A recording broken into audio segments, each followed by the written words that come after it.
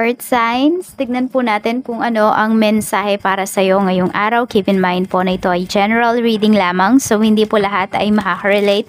So be open-minded. Sa mga hindi pa po nakasubscribe dito sa ating channel, please subscribe na po kayo.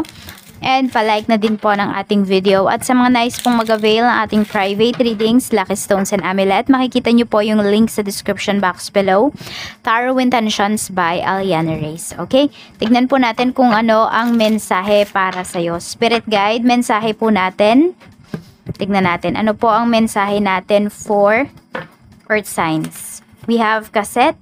Okay, nag-overthink yung iba sa inyo dito. We have not today. So, na-stress yung iba sa inyo. Alam mo, parang gusto nyo na lang sabunutan yung sarili ninyo or takpan yung tenga ninyo kasi napakaingay.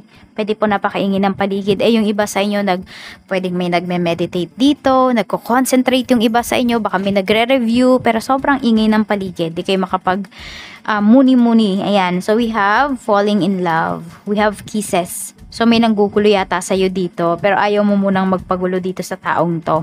We have the snake. Okay. So, may tao dito na parang hindi niya ba kayang makisama ngayong araw na ito. So, you should express talaga kung ano ba yung nararamdaman mo towards this person. Or kung ano ba yung gusto mong sabihin sa taong to. Kasi parang ano siya, medyo, ano ba yun? Insensitive. Ayan, meron kang mga tao, earth signs na kasama na insensitive ngayon. Kaya, diretsahin mo na lang sila pag may sasabihin ka. Kasi napakadaldal, oh. Ayan, alam mo yung parang ngayon, gusto kong takpan yung bibig ko.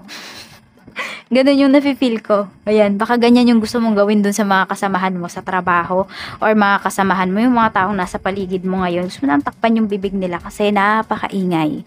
Tignan natin kung ano pa yung mensahe para sa'yo. Tignan po natin. Ano pa yung mensahe natin, Spirit Guide for Earth Signs, Taurus, Virgo, Capricorn, Sun, Moon, Rising, and Venus. We have, don't treat me the way you do, I don't deserve it. Okay, so yun nga. You should you should build boundaries. You should build walls. Kasi pwedeng meron dito na, yun nga, ini-invalidate na nila yung nararamdaman mo. Wala silang pake. Pwedeng may nagmo-music dyan sa kapitbahay mo, you know.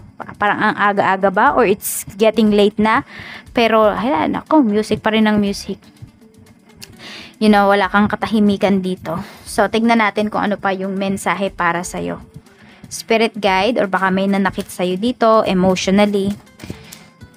So, pwedeng ayaw mo nang pansinin yung tao na yun. Kasi pwedeng napaliwanag mo na sa kanya yung naramdaman mo o yung ginawa niya pero hindi ka pa rin niya naiintindihan. Kasi may mga tao talaga na, di ba, yung iba nga kahit tahimik lang tayo, naiintindihan tayo. Pero may mga tao na kahit isigaw mo pa sa kanila yung nararamdaman mo, hindi talaga nila maintindihan kasi ayaw nilang intindihin. Mayroon tayo ditong emotional storm, turmoil, unstable, we have affected. So, sobrang naapektuhan na kayo dito. And some of you, pwedeng nagiging, yun nga, parang there are times na hindi ninyo makontrol yung inyong emotions.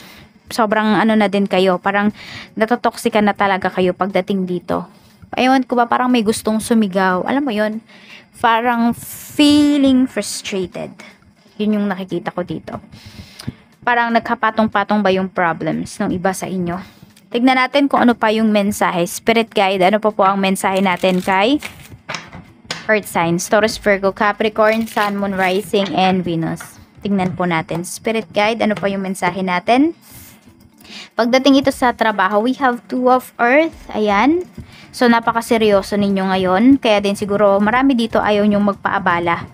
Ayan. So, we have ayaw nyo talagang magpaabala dito. So, parang, focus na focus ka dyan, tapos biglang may magtatanong sa'yo. Sasabihin mo na lang siguro, kaya ano mo na lang itanong.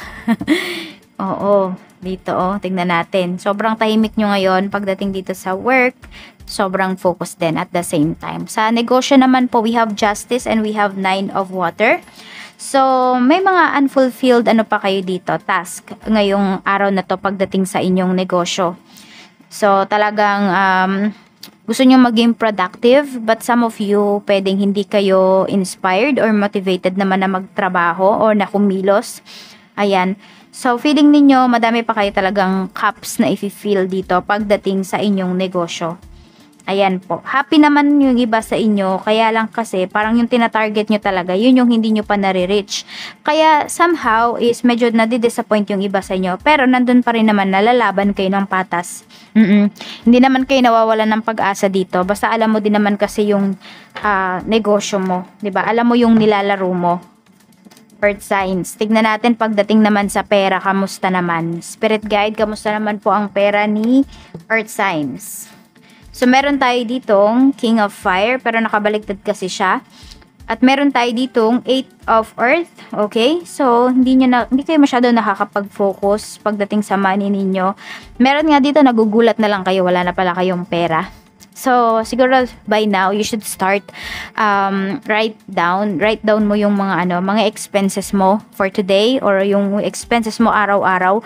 Yun yung gawin mo kasi yung iba sa inyo, di nyo na matandaan saan nyo ba ginastos yung pera ninyo. So, may mga incident dito na parang meron kayong pinagbibintangan na siguro parang may kumuha ng pera ko, ganyan, or kinuha ni pera ko, ganyan. Pero hindi pala, nagastos mo pala siya. So, para hindi ka magkaroon ng ganyang problema at ganyang kaisipan, Earth signs, write down mo na kung ano ba yung inyong mga pinagkagastosan on that certain day. O, yun yung kailangan mong gawin dito. Medyo out of focus kasi yung iba sa inyo. Baka may nabibili kayo dito ng mga bagay na para bang may nag-alok lang sa inyo, tapos bumili ka agad kayo, ganun. Parang hindi na kayo nakatanggi. So, minsan, ayun, hindi rin kayo nakakatanggi dito. Tignan natin, pagdating naman sa love life mo, kamusta yung energy? We have awakening, but nakabaliktad kasi siya. So, meron dito, sobrang selfish pagdating sa relationship. Sa mga single natin. Okay, so ito, yung iba sa inyong mga single earth signs, selfish kayo. Bakit? Hindi kayo selfish na masama ha. I mean, selfish kayo kasi gusto nyo muna, sarili nyo muna yung intindihin ninyo. Kasi ito nga, don't treat me the way you do. I don't deserve it. So, may tao kasi dito before, siguro sa life mo, na tinetreat ka niya na, they treated you badly. So, sa sarili mo, alam mo na, hindi mo deserve yon. Kaya ngayon, pwedeng, yes, solo ka, single ka, pero happy ka. Kasi you have freedom, nagagawa mo nga yung mga gusto mo, at natitreat mo ng maayos yung sarili mo, namamahal mo ng maayos yung iyong sarili. Sa mga in a relationship naman po, we have 2 of Fire. So, medyo walang progress dito. Hindi kayo nagkakaintindihan ng person mo.